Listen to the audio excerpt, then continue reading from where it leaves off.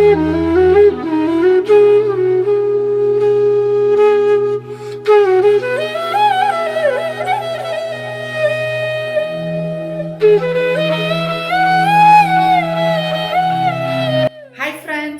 To Nagaveni Achar's kitchen. ಇವತ್ತಿನ ವಿಡಿಯೋದಲ್ಲಿ ನಮ್ಮ ಟೆರೆಸ್ ಗಾರ್ಡನ್ಗೆ ಕೆಲವು ಹೊಸ ಥರ ಗಿಡಗಳನ್ನು ತಂದಿದ್ದೀನಿ. ಸೊ ಯಾವ್ಯಾವ ಥರ ಹೊಸ ಗಿಡಗಳು ನಮ್ಮ ಗಾರ್ಡನ್ಗೆ ಸೇರ್ಪಡೆ ಆಗಿದೆ ಅಂತ ಈ ವಿಡಿಯೋದಲ್ಲಿ ಅಪ್ಡೇಟ್ ಮಾಡ್ತೀನಿ. ತುಂಬ ಜನ ತುಂಬ ಇಷ್ಟಪಟ್ಟು ನಮ್ಮ ವಿಡಿಯೋಗಳನ್ನು ನೋಡ್ತಾ ಇದ್ದೀರಾ. ಒಂದು ವಿಡಿಯೋಕ್ಕಿಂತ ಇನ್ನೊಂದು ವಿಡಿಯೋ ತುಂಬ ಚೆನ್ನಾಗಿರುತ್ತೆ, ವಿಭಿನ್ನವಾಗಿರುತ್ತೆ, ಡಿಫ್ರೆಂಟ್ ಆಗಿರುತ್ತೆ, ಹಾಗೆಯೇ ತುಂಬಾ ಇನ್ಫಾರ್ಮೇಟಿವ್ ಆಗಿರುತ್ತೆ ಅಂತ ಕಮೆಂಟ್ಸ್ ಮಾಡ್ತಾ ಇದ್ದೀರಾ. ನಿಮ್ಮ ಪ್ರೀತಿ ಅಭಿಮಾನ ಹೀಗೆ ಇಲ್ಲಿ ನಮ್ಮ ಚಾನಲ್ ಮೇಲೆ. ಸೊ ನಿಮಗೆಲ್ಲ ನಮ್ಮ ಕಡೆಯಿಂದ ಹೃತ್ಪೂರ್ವಕವಾದ ಧನ್ಯವಾದಗಳನ್ನು ತಿಳಿಸ್ತಾ ಇದ್ದೀವಿ. ನೋಡಿ, ಇದು ಕಲರ್ ಕಾಕಡ ಅಂತ ಹೇಳ್ತೀವಿ. ಅಂದರೆ ಮೇಲ್ಭಾಗದಲ್ಲಿ ವೈಟ್ ಕಲರ್ ಆಗೇ ಇರುತ್ತೆ ಕಾಕಡ. ಆ ಹೂವಿನ ಪೆಟಲ್ಸ್ ಏನಿದೆ ದಳ, ಅದ್ರ ಕೆಳಗಡೆ ಪಿಂಕ್ ಆಗಿರುತ್ತೆ. ತೋರಿಸ್ತೀನಿ ನಿಮಗೆ. ಹಾಗೆಯೇ ಇದು ಬಟನ್ ರೋಸ್ ಅಂತ ಹೇಳ್ತೀವಿ, ಇಲ್ಲ ಟೇಬಲ್ ರೋಸ್ ಅಂತ ಕೂಡ ಹೇಳ್ತೀವಿ. ಸೊ ಇದೊಂದು ಗಿಡ ತಂದಿದ್ದೀನಿ. ಈ ಟೇಬಲ್ ರೋಸ್ಗೆ 120 ವಿತ್ ಪಾಟ್ ಕೊಟ್ಟಿದ್ದಾರೆ. ಹಾಗೆಯೇ ಇದು ವಾಟರ್ ಕ್ಯಾಬೇಜ್ ಅಂತ ಹೇಳ್ತೀವಿ. ಇದಕ್ಕೆ ಇನ್ನೊಂದು ಹೆಸರು ಏನು ಅಂತ ನನಗೆ ಗೊತ್ತಿಲ್ಲ. ಸೊ ನಿಮಗೆ ಇದ್ರ ಬಗ್ಗೆ ಏನಾದರೂ ಹೆಸರು ಗೊತ್ತಿದ್ದರೆ ದಯವಿಟ್ಟು ನೀವು ಕಮೆಂಟ್ ಮಾಡಿ ತಿಳಿಸ್ಬೋದು. ನನಗೆ ಗೊತ್ತಿರೋ ಹಾಗೆ ಇದಕ್ಕೆ ವಾಟರ್ ಕ್ಯಾಬೇಜ್ ಅಂತ ಹೇಳ್ತೀವಿ. ಇದೊಂದು ಲೋಟಸ್ ಲಿಲ್ಲಿ, ಇದಕ್ಕೆ ಈ ಜಾತಿಗೆ ಸಂಬಂಧಪಟ್ಟಿರುವಂಥ ಗಿಡ ಅಂತ ಹೇಳ್ಬೋದು. ನೋಡಿ, ಇದು ಕಲರ್ ಕಾಕಡ ಅಂತ ಹೇಳಿದ್ನಲ್ವಾ, ಮೊಗ್ಗೆಲ್ಲ ಈ ಥರ ಪಿಂಕ್ ಆಗಿರುತ್ತೆ. ಬ್ಯಾಕ್ ಸೈಡೆಲ್ಲ ನೋಡಿ ಈ ಥರ ಪಿಂಕ್ ಆಗಿರುತ್ತೆ, ಮೇಲ್ಗಡೆ ವೈಟ್ ಇರುತ್ತೆ. ಸೊ ಇದು ವೈಟ್ ಆ್ಯಂಡ್ ರೆಡ್ ಮಿಕ್ಸ್ ಇರುವಂಥ ಕಾಕಡ ಅಂತ ಹೇಳ್ಬೋದು. ಈ ಗಿಡಕ್ಕೆ 50 ರೂಪೀಸ್ ಕೊಟ್ಟಿದ್ದೀನಿ. ಆಮೇಲೆ ಇದು ಜಾಜಿ ಮಲ್ಲಿಗೆ ಹೂವು ಅಂತ. ಸೊ ಇದು ಒಂದು ವರ್ಷ ಪೂರ್ತಿಯಾಗಿ ನಮಗೆ ಹೂಗಳು ಸಿಗುತ್ತೆ. ಇದಕ್ಕೆ ಸೀಸನ್ನೇ ಇರಬೇಕು ಅಂತ ಏನಿಲ್ಲ. ಒಂದು ವರ್ಷ 12 ತಿಂಗಳು ಪೂರ್ತಿಯಾಗಿ ನಮಗೆ ಈ ಮಲ್ಲಿಗೆ ಹೂಗಳು ಸಿಗುತ್ತೆ. ಇದು ಒಂದು ಕ್ರೀಪರ್ ಜಾತಿಗೆ ಸೇರಿದಂಥ ಮಲ್ಲಿಗೆ ಹೂವು. ಸೊ ಇದು ಒಂದು ಗಿಡಕ್ಕೆ 50 ರೂಪೀಸನ್ನು ತೊಗೊಂಡಿದ್ದಾರೆ. ಸೊ ಒಟ್ಟಾರೆ ಇವತ್ತಿನ ಗಿಡಗಳು ಎಲ್ಲ ಕಮ್ಮಿ ಬೆಲೆಗೆ ತಂದಿರೋವಂಥದ್ದು. ನರ್ಸರಿ ನಮ್ಮನೆ ಹತ್ರ ಇಲ್ಲೇ ಹತ್ತಿರದಲ್ಲಿದೆ, ಅಲ್ಲಿ ಹೋಗಿ ನಾನು ಯಾವಾಗಲೂ ತೊಗೊಂಡು ಬರ್ತೀನಿ. ಇದು ನಂದಿ ಬಟ್ಲು ಹೂವು ಅಂತ ಹೇಳ್ತೀವಿ, ಒಂದು ಸುತ್ತಿರುವಂಥ ನಂದಿ ಬಟ್ಲು. ಹಾಗೆಯೇ ಇದಕ್ಕೆ ಪಿನ್ ವೀಲ್ ಫ್ಲವರ್ ಅಂತ ಹೇಳ್ತೀವಿ. ಕ್ರೇಪ್ ಜಾಸ್ಮಿನ್, ಹೀಗೆ ಸುಮಾರು ಹೆಸರುಗಳಿದೆ. ಇದು ಪಾಟಲ್ಲೇ ಬೆಳೆಸುವಂಥ ಗಿಡ, ಹೈಬ್ರಿಡ್ ಗಿಡ. ಸೊ ಹಾಗಾಗಿ ಇದನ್ನು ತಂದಿದ್ದೀನಿ. ಬೇರೆ ಥರ ಗಿಡ ಅಂದರೆ ಅದು ನೆಲದಲ್ಲಿ ಹಾಕಿದ್ರೆ ತುಂಬ ದೊಡ್ಡ ಗಿಡ ಆಗುತ್ತೆ, ಮರ ಆಗುತ್ತೆ, ತುಂಬ ಹೂಗಳು ಸಿಗುತ್ತೆ. ಸೊ ನಾನು ಇದು ಪಾಟಲ್ಲೇ ಹಾಕಿರುವಂಥ ಹೈಬ್ರಿಡ್ ಗಿಡಗಳನ್ನು ತಂದಿದ್ದೀನಿ ಇವತ್ತು. ನೋಡಿ, ಈಗಾಗಲೇ ಎಷ್ಟೊಂದು ಮೊಗ್ಗಾಗಿದ್ದಾವೆ ಹೂಗಳು. ಇದಂತೂ ಸಂಜೆ ಆದರೆ ಅರಳುತ್ತೆ, ತುಂಬಾ ಸ್ಮೆಲ್ ಇರುತ್ತೆ. ಈಗ ತೋರಿಸಿದಂಥ ಮಲ್ಲಿಗೆ ನಿತ್ಯ ಮಲ್ಲಿಗೆ ಅಂತ ಕೂಡ ಹೇಳ್ತಾರೆ. ಈಗ ವಾಟರ್ ಕ್ಯಾಬೇಜ್ ಗಿಡವನ್ನು ಮನೆಯಲ್ಲೇ ಹೇಗೆ ಬೆಳೆಸ್ಬೋದು ಅಂತ ನಿಮಗೆ ತೋರಿಸ್ತೀನಿ. ಅಂದರೆ ಇದನ್ನು ನಾನು ನರ್ಸರಿಯವ್ರ ಹತ್ರ ಕೇಳ್ಕೊಂಡು ಬಂದಿರೋದು. ಅವ್ರು ಹೇಗೆ ಹೇಳಿದ್ರು ಹಾಗೆ ನಾನು ಮಾಡ್ತಾಯಿದ್ದೀನಿ. ಸೊ ನಿಮಗೂ ಕೂಡ ಯಾರಿಗಾದರೂ ಯೂಸ್ ಆಗುತ್ತೆ ಅಂತೇಳಿ ಇದನ್ನು ಶೇರ್ ಮಾಡ್ಕೊತಾ ಇದ್ದೀನಿ. ಒಂದು ಯಾವುದಾದ್ರೂ ಪ್ಲಾಸ್ಟಿಕ್ ಟಬ್ಬನ್ನು ಈ ಥರ ಅಗಲವಾಗಿರೋದನ್ನ ತೊಗೊಳ್ಳಿ. ಅದಕ್ಕೆ ಹೋಲ್ ಮಾಡಿರಬಾರ್ದು, ಏಕೆಂದರೆ ಅದಕ್ಕೆ ನೀರನ್ನು ಫಿಲ್ ಮಾಡ್ತೀವಲ್ವ, ನೀರೆಲ್ಲ ಲೀಕ್ ಆಗುತ್ತೆ. ಆದ್ದರಿಂದ ಯಾವುದೇ ಥರದ ಹೋಲ್ ಇರಬಾರ್ದು. ಅದಕ್ಕೆ ಸ್ವಲ್ಪ ಸಾಯಿಲನ್ನು ಹಾಕ್ಕೊಳ್ಳಿ. ಕೆಮ್ಮಣ್ಣಾದರೂ ಹಾಕ್ಬೋದು, ಇಲ್ಲಾಂದರೆ ಬ್ಲ್ಯಾಕ್ ಸಾಯಿಲ್ ಅಂತ ಬರುತ್ತಲ್ಲ, ಕಪ್ಪು ಮಣ್ಣು, ಅದನ್ನು ಕೂಡ ಹಾಕ್ಬೋದು. ಅವರು ನರ್ಸರಿಯಲ್ಲಿ ಬ್ಲ್ಯಾಕ್ ಸಾಯಿಲನ್ನು ಹಾಕಿ ಇಟ್ಟಿದ್ರು. ಈಗ ಸದ್ಯಕ್ಕೆ ನನ್ನ ಹತ್ರ ಇಲ್ಲ. ರೆಡ್ ಸಾಯಿಲನ್ನೇ ಪಾಟಲ್ಲಿರುವಂಥದ್ದನ್ನ ಒಂದು ಸ್ವಲ್ಪ ಹಾಕಿದ್ದೀನಿ. ಸ್ವಲ್ಪ ಮಣ್ಣು ಹಾಕ್ಬಿಟ್ಟು ಅದಕ್ಕೆ ನೀರನ್ನು ಹಾಕಬೇಕು. ಆ ಟಬ್ ತುಂಬೋ ಥರ ನೀರನ್ನು ಹಾಕಬೇಕು. ಆಮೇಲೆ ಇದು ವಾಟರ್ ಕ್ಯಾಬೇಜ್ ಅಂತ ಹೇಳ್ತೀವಲ್ವ, ಇದು ತಾವರೆ ಹೂವಿನ ಜಾತಿಗೆ ಸೇರಿದಂಥ ಗಿಡ, ನೀರಲ್ಲೇ ಬೆಳೆಯುತ್ತೆ ಇದು. ಇದು ಒಂದು ಗಿಡಕ್ಕೆ 50 ರೂಪೀಸ್ ಹೇಳಿದ್ರು. ಸರಿ, ಓಕೆ ಕೊಡಿ ಅಂತ ಹೇಳಿದ್ರೆ ಅದರಲ್ಲಿ ಇನ್ನೊಂದು ಗಿಡ ಅಟ್ಯಾಚ್ ಆಗಿ ಬಂದುಬಿಟ್ಟಿದೆ. ಸೊ 50 ರೂಪೀಸ್ಗೆ ನನಗಿಲ್ಲಿ 2 ಗಿಡ ಬಂದಂಗಾಯಿತು. ಆ ಗಿಡನ ಜಸ್ಟ್ ಹಾಗೆ ಮಣ್ಣಲ್ಲಿ ಸ್ವಲ್ಪ ಪ್ರೆಸ್ ಮಾಡಿಬಿಟ್ಟು ಇಡೋದು. ಹಾಗೆಯೇ ಒಂದು ದಿವಸ ಎಲ್ಲ ಅದು ಹೀಗೆ ಇರುತ್ತೆ. ಆಮೇಲೆ ಒಂದು ದಿವಸ ಆದಮೇಲೆ ಕ್ಲೀನಾಗಿ ಸೆಟ್ಟಾಗಿ ಕುತ್ಕೊಂಡ್ಬಿಡುತ್ತೆ. ಸೊ ಫಸ್ಟ್ ಡೇ ತಂದಾಗ ಇದೇ ಥರ ಇರುತ್ತೆ. ಇನ್ನು ಸ್ವಲ್ಪ ಹಾಗೆ ಲೈಟಾಗಿ ಪ್ರೆಸ್ ಮಾಡಿಬಿಟ್ಟು ಇದನ್ನು ಒಂದು ಕಡೆಗೆ ಇಟ್ಬಿಡಬೇಕು. ಹೆಚ್ಚಾಗಿ ಬಿಸಿಲಿಗೆ ಇಡಬಾರ್ದು. ಅಂದರೆ ಒಂದು ಸ್ವಲ್ಪ ನೆರಳು ಇರೋ ಥರ ಇರಬೇಕು. ಹಾಗೆಯೇ ಒಂದು ದಿನದಲ್ಲಿ ಸ್ವಲ್ಪ ಬಿಸಿಲು ಲೈಟಾಗಿ ಬರೋ ಥರ ಇಡಬೇಕು ಈ ಗಿಡಕ್ಕೆ. ಈಗ ನಮ್ಮ ಬ್ಯೂಟಿಫುಲ್ ಟೇಬಲ್ ರೋಸ್ ಅದು ಪಿಂಕ್ ಕಲರ್, ಒಳ್ಳೆ ಕಲರ್ ಸಿಕ್ಕಿದೆ. ರೆಡ್ ಆ್ಯಂಡ್ ಪಿಂಕ್ ಮಿಕ್ಸ್ ಇರುವಂಥ ರೋಸ್ ಇದು. ನೋಡಿದ ತಕ್ಷಣ ತುಂಬಾ ಇಷ್ಟ ಆಗೋಯ್ತು ನನಗೆ. ಯಾವಲ್ಲೂ ರೋಸ್ ಗಿಡಕ್ಕೆ ನಾನು ಸಾಮಾನ್ಯವಾಗಿ 50 ರೂಪೀಸ್ ಕೊಡ್ತೀನಿ ಅಷ್ಟೇ. ಇದು ಬೇರೆ ಥರ ಹೈಬ್ರಿಡ್ ರೋಸ್ ಗಿಡ, ಹೆಚ್ಚು ಹೂಗಳು ಬಿಡುತ್ತೆ ಅಂತ ಹೇಳಿದ್ರು. ಸರಿ, ಆದ್ದರಿಂದ ತಂದಿದ್ದೀನಿ, ನೋಡೋಣ ಅಂಥೇಳಿ. ಒಂದು ಪಾಟ್ ಇತ್ತು ಈಗಾಗಲೇ, ಅದರಲ್ಲಿ ಬೇರೆ ಸೇವಂತಿಗೆ ಗಿಡ ಹಾಕಿದ್ದೆ. ಸೇವಂತಿಗೆ ಗಿಡ ಬರಲಿಲ್ಲ, ಒಣಗೋಯ್ತು. ಅದೇ ಪಾಟಲ್ಲಿ ಇವಾಗ ರೋಸ್ ಗಿಡ ಹಾಕ್ತಾಯಿದ್ದೀನಿ. ಅದರಲ್ಲಿ ಒಂದು ಅರ್ಧ ಭಾಗದಷ್ಟು ಮಣ್ಣನ್ನು ತೆಗೆದುಬಿಟ್ಟಿದ್ದೀನಿ. ಇವಾಗ ಅದರಲ್ಲಿ ರೋಸ್ ಗಿಡ ಇಡ್ತೀನಿ. ಈ ಥರ ನರ್ಸರಿಯಿಂದ ತಂದಿರುವಂಥ ಗಿಡಗಳನ್ನು ಒಂದು ದಿವಸ ತಂದು ಹಾಗೆ ಇಟ್ಟು ಆನಂತರ 2ನೇ ದಿನ ನಾವು ಪಾಟಿಂಗ್ ಮಾಡಬೇಕಾಗತ್ತೆ.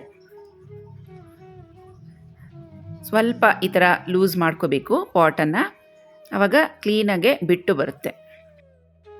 ಈ ಮಣ್ಣಿನ ಮಿಕ್ಸಿಂಗ್ ಹೇಗೆ ಅಂತ ಹೇಳಿದ್ರೆ, ನಾನು 3/4 ಭಾಗದಷ್ಟು ಕೆಮ್ಮಣ್ಣು ಹಾಗೆಯೇ 1/4 ಭಾಗದಷ್ಟು ಕುರಿ ಗೊಬ್ಬರ ಎರಡನ್ನೂ ಮಿಕ್ಸ್ ಮಾಡಿ ಹಾಕಿದ್ದೀನಿ. ಸೊ ಇವಾಗ ಸುಮಾರಷ್ಟು ಫರ್ಟಿಲೈಸರ್ಗಳು ಮಾರ್ಕೆಟ್ನಲ್ಲಿ ಬಂದುಬಿಟ್ಟಿದೆ. ಅವುಗಳನ್ನೆಲ್ಲ ನಾನು ಈಗಲೇ ಯಾವುದನ್ನು ಟ್ರೈ ಮಾಡೋದಿಲ್ಲ. ಆದಷ್ಟು ನಮಗೆ ಸುಲಭವಾಗಿ ಸಿಗುವಂಥ ಫರ್ಟಿಲೈಸರ್ ಗೊಬ್ಬರಗಳನ್ನು ಬಳಸಬೇಕು. ಏಕೆಂದರೆ ಪ್ರತಿಯೊಬ್ಬರ ಮನೆಯಲ್ಲೂ ಗಿಡಗಳನ್ನು ಬೆಳೆಸಬೇಕು ಅಂತ ತುಂಬ ಇಷ್ಟ ಇರುತ್ತೆ. ಆ ಗೊಬ್ಬರ ಎಲ್ಲಿ ಹುಡ್ಕೊಂಡು ಹೋಗೋದು, ಈ ಗೊಬ್ಬರ ಎಲ್ಲಿ ಹುಡ್ಕೊಂಡು ಹೋಗೋದು, ಏನೇನೋ ಫರ್ಟಿಲೈಸರ್ಸ್ ಹೇಳ್ತಾರಲ್ವ ಹೆಸರುಗಳು, ಅದೆಲ್ಲ ಹುಡ್ಕೊಂಡು ಹೋಗಬೇಕು ಅಂತ ಕೆಲವರು ಗಿಡಗಳನ್ನು ಬೆಳೆಸೋವಂಥ ಐಡಿಯಾನ ಡ್ರಾಪ್ ಮಾಡಿಬಿಡ್ತಾರೆ. ಸೊ ನಾನು ನಿಮಗೆ ಸುಲಭವಾಗಿ ಹೇಗೆ ಗಿಡಗಳನ್ನು ಬೆಳೆಸೋದು ಅಂತ ಮುಂದಿನ ದಿನಗಳಲ್ಲಿ ಟಿಪ್ಸ್ಗಳನ್ನು ಕೊಡ್ತಾ ಹೋಗ್ತೀನಿ. ಈಗ ಸದ್ಯಕ್ಕೆ ನಾನು ಕೆಮ್ಮಣ್ಣು ಜೊತೆಗೆ ಕುರಿ ಗೊಬ್ಬರ ಎರಡನ್ನೂ ಮಿಕ್ಸ್ ಮಾಡಿ ಹಾಕಿದ್ದೀನಿ. ನಿಮಗೆ ಇನ್ ಕೇಸ್ ಕುರಿ ಗೊಬ್ಬರ ಸಿಗಲಿಲ್ಲ ಅಂತ ಹೇಳಿದ್ರೆ ಕೊಟ್ಟಿಗೆ ಗೊಬ್ಬರ, ಹಸುದು ಸಗಣಿ ಅಂತ ಏನು ಹೇಳ್ತೀವಿ, ಅದನ್ನು ಸ್ವಲ್ಪ ತಂದು ಒಂದು ಪ್ಲಾಸ್ಟಿಕ್ ಶೀಟ್ ಮೇಲೆ ಚೆನ್ನಾಗಿ ಬಿಸಿಲಿಗಿಟ್ಟು ಒಣಗಿಸ್ಕೊಂಬಿಡಿ. ಅದು ಚೆನ್ನಾಗಿ ಒಣಗಿದ ಮೇಲೆ ಪುಡಿ ಪುಡಿ ಥರ ಆಗುತ್ತಲ್ವ, ಅದನ್ನು ನೀವು ಎಲ್ಲ ಪಾಟ್ಗಳಿಗೂ ಸ್ವಲ್ಪ ಹಾಕ್ಕೊಂಡು ಮಿಕ್ಸ್ ಮಾಡ್ಕೋಬೋದು. ಯಾವುದೇ ಕಾರಣಕ್ಕೂ ಹಸಿ ಸಗಣಿಯನ್ನು ಗಿಡಗಳಿಗೆ ಮಿಕ್ಸ್ ಮಾಡಬಾರ್ದು, ಹುಳುಗಳಾಗ್ಬಿಡುತ್ತೆ. ಅದನ್ನು ಒಣಗಿಸ್ಬಿಟ್ಟು ಪುಡಿ ಮಾಡಿ ಹಾಕ್ಕೊಳ್ಳಿ. ನೋಡಿ, ಇದು ನಮ್ಮ ಟೆರೆಸ್ ಗಾರ್ಡನಲ್ಲಿ ಇರುವಂತಹ ಉಯ್ಯಾಲೆ. ಇದು ಸುಮಾರು ಒಂದು 2 ವರ್ಷದ ಹಿಂದೆ ತಂದಿರೋದು. ಸೊ ಇದನ್ನು ನಮ್ಮ ಫಾರ್ಮ್ ಹೌಸ್ಗೆ ಶಿಫ್ಟ್ ಮಾಡೋಣ ಅಂತ ಪ್ಲ್ಯಾನ್ ಮಾಡಿದ್ದೀವಿ. ಯಾಕಂದರೆ ನಮ್ಮ ಫಾರ್ಮ್ ಹೌಸ್ನಲ್ಲಿ ಜಾಗ ಸ್ವಲ್ಪ ಹೆಚ್ಚಾಗಿದೆ, ಅಲ್ಲಿ ತೊಗೊಂಡೋಗಿ ಹಾಕೋಣ, ಇದನ್ನು ಚೆನ್ನಾಗಿರುತ್ತೆ ಅಲ್ಲಿ ಅಂತೇಳಿ ಎಲ್ಲ ಇದನ್ನು ಬಿಚ್ಚಿಡ್ತಾ ಇದ್ದೀವಿ.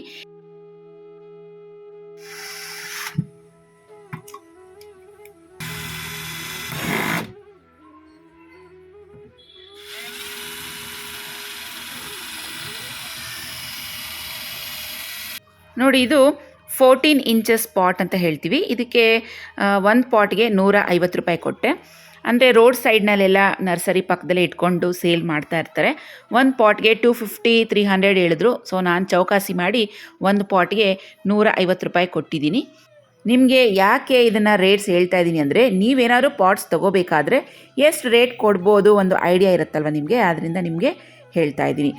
ಇವಾಗ ತಂದಿರೋಂಥ ಪಾಟ್ಸ್ಗೆ ಈ ಥರ ಒಂದೊಂದು ಹೋಲ್ಸನ್ನು ಹಾಕಿಸ್ತಾ ಇದ್ದೀನಿ. ನಿಮ್ಮ ಹತ್ರ ಈ ಥರ ಹೋಲ್ ಮಾಡೋಂಥ ಮಿಷಿನ್ ಇಲ್ಲ ಅಂತ ಹೇಳಿದ್ರೆ, ಒಂದು ಶಾರ್ಪ್ ಆಗಿರುವಂಥ ಆಬ್ಜೆಕ್ಟ್, ಚಾಕು ಅಥವಾ ಸ್ಕ್ರೂ ಡ್ರೈವರನ್ನು ಸ್ಟವ್ ಮೇಲೆ ಅಂದರೆ ಫ್ಲೇಮ್ ಒಳಗಡೆ ಚೆನ್ನಾಗಿ ಬಿಸಿ ಮಾಡಿಬಿಟ್ಟು ಆ ಬಿಸಿನ ನೀವು ಈ ಥರ ಪ್ಲಾಸ್ಟಿಕ್ ಪಾಟ್ಗೆ ಇಟ್ಟರೆ ಅದು ಕ್ಲೀನಾಗೆ ಹೋಲ್ ಆಗುತ್ತೆ. ಯಾವ ಥರ ಬೇಕಾದರೂ ಮಾಡ್ಬೋದು, ಆದರೆ ಹೋಲ್ಸ್ ಮಾಡೋದು ತುಂಬ ಅವಶ್ಯಕ. ಏಕೆಂದರೆ ಮಳೆ ಬಂದಾಗ ಅದರಲ್ಲಿ ಇರುವಂಥ ಎಕ್ಸ್ಟ್ರಾ ನೀರೆಲ್ಲ ಅದು ಹೊರಗಡೆ ಬಂದುಬಿಡುತ್ತೆ. ಗಿಡಕ್ಕೆ ಎಷ್ಟು ನೀರು ಬೇಕೋ ಅಷ್ಟು ತೊಗೊಂಡು ಮಿಕ್ಕಿರುವಂಥ ನೀರನ್ನು ಅದು ಬಿಟ್ಬಿಡುತ್ತೆ. ಅದನ್ನು ನಾವು ಹೋಲ್ಸ್ ಮಾಡಿದಿರ ಹಾಗೆ ಇಟ್ಟರೆ ಪಾಟು ಗಿಡ ಎಲ್ಲ ಬೇಗ ಕೊಳಿತಾ ಬರುತ್ತೆ. ಸೊ ಆದಷ್ಟು ನಾವು ಹೋಲ್ಸ್ ಮಾಡೋದು ತುಂಬಾ ಮುಖ್ಯ. ಈಗ ಪಾಟ್ಗೆ ಸ್ವಲ್ಪ ಮಣ್ಣು ಹಾಗೆಯೇ ಗೊಬ್ಬರ ಮಿಕ್ಸ್ ಮಾಡಿಟ್ಟಿದ್ದೆ, ಅದನ್ನು ಹಾಕಿದ್ದೀನಿ. ಈಗ ತಂದಿರುವಂಥ ಒಂದೊಂದೇ ಗಿಡಗಳನ್ನು ಅದರಲ್ಲಿ ಇಡ್ತಾಯಿದ್ದೀನಿ. ನಮ್ಮ ಫಾರ್ಮ್ ಹೌಸ್ ಪಕ್ಕದಲ್ಲೇ ಇನ್ನೊಂದು ಫಾರ್ಮ್ ಇದೆ. ಅವರು ಕುರಿಗಳು ಮೇಕೆಗಳು ಎಲ್ಲ ಸಾಕಿದ್ದಾರೆ. ಅವ್ರ ಹತ್ರ ನಾವು ಹೋದಾಗೆಲ್ಲ ಸ್ವಲ್ಪ ಕುರಿ ಗೊಬ್ಬರ ಈಸ್ಕೊಂಡು ಬಂದುಬಿಡ್ತೀವಿ. ಯಾಕಂದರೆ ಅವ್ರಿಗದು ವೇಸ್ಟು, ಅವ್ರಿಗೆ ಅದು ಕಸ, ನಮಗದು ರಸ. ಅಂದರೆ ನಮ್ಮ ಗಿಡಗಳಿಗೆ ತುಂಬ ಯೂಸ್ ಆಗುತ್ತಲ್ವ. ಅವ್ರ ಹತ್ರ ಕುರಿ ಗೊಬ್ಬರ ಈಸ್ಕೊಂಡು ಬಂದು ನಮ್ಮ ಫಾರ್ಮಲ್ಲಿ ಇರುವಂಥ ಎಲ್ಲ ಗಿಡಗಳಿಗೂ ಸ್ವಲ್ಪ ಹಾಕ್ತೀವಿ. ಹಾಗೆಯೇ ಬೆಂಗಳೂರಿಗೂ ಒಂದು ಸ್ವಲ್ಪ ತೊಗೊಂಬಂದು ಎಲ್ಲ ಗಿಡಗಳಿಗೂ ಹಾಕ್ತೀವಿ. ಆದ್ದರಿಂದ ನಮ್ಮ ಗಿಡಗಳಲ್ಲಿ ಹೆಚ್ಚಾಗಿ ಹೂಗಳು ಬಿಡುತ್ತೆ. ಸುಮಾರು ಜನ ಸಬ್ಸ್ಕ್ರೈಬರ್ ಫ್ರೆಂಡ್ಸ್ ಕೇಳಿದ್ದೀರಾ, ಮೇಡಮ್ ನಿಮ್ಮ ಗಿಡಗಳಿಗೆ ಇಷ್ಟು ಚೆನ್ನಾಗಿ ಇಷ್ಟೊಂದು ಹೂ ಬಿಡುತ್ತಲ್ಲ, ಏನು ರೀಸನ್, ಏನು ಹಾಕ್ತೀರಾ ಹೇಳಿ ಅಂತ ಹೇಳಿದ್ದೀರಾ. ಸೊ ನಾನು ಇಷ್ಟೇ ಹಾಕೋದು, ಕೆಮ್ಮಣ್ಣು ಜೊತೆಗೆ ಕುರಿ ಗೊಬ್ಬರ ಮಿಕ್ಸ್ ಮಾಡಿ ಹಾಕ್ತೀನಿ, ಬೇರೆ ಏನೂ ಹಾಕೋದಿಲ್ಲ. ಸೊ ನೀವು ಕೂಡ ಟ್ರೈ ಮಾಡ್ಬೋದು. ಸುಮಾರು 5 ಪಾಟ್ಗಳನ್ನು ತಂದಿದ್ದೀನಿ. ಎಲ್ಲ ಪಾಟ್ಗಳಿಗೂ ಒಂದೊಂದು ಗಿಡವನ್ನು ಈ ಥರ ಹಾಕಿ ಆಮೇಲೆ ನಿಮಗೆ ತೋರಿಸ್ತೀನಿ. ಫ್ರೆಂಡ್ಸ್, ನಾವು ಯಾವುದೇ ಗಿಡಗಳನ್ನು ಬೆಳೆಸಬೇಕು ಅಂತ ಪ್ಲ್ಯಾನ್ ಮಾಡ್ಕೊಂಡಿದ್ದಾಗ ಮಳೆಗಾಲದಲ್ಲಿ ಬೆಳೆಸೋದು ಒಂದು ರೈಟ್ ಟೈಮ್ ಅಂತ ಹೇಳ್ತೀನಿ, ಕರೆಕ್ಟಾದ ಟೈಮ್. ಮಳೆಗಾಲದಲ್ಲಿ ನಾವು ಯಾವುದೇ ಗಿಡಗಳನ್ನು ಬೆಳೆಸಿದ್ರೆ ಅದು ಚೆನ್ನಾಗಿ ಚಿಗುರುತ್ತೆ. ಇವತ್ತು ಪುದೀನ ಸ್ವಲ್ಪ ಹೆಚ್ಚಾಗಿ ತಂದಿದ್ದೀನಿ, ಅದರಲ್ಲಿ ಇರುವಂಥ ಎಲೆಗಳೆಲ್ಲ ಬಿಡಿಸಿಟ್ಟಿದ್ದೀನಿ.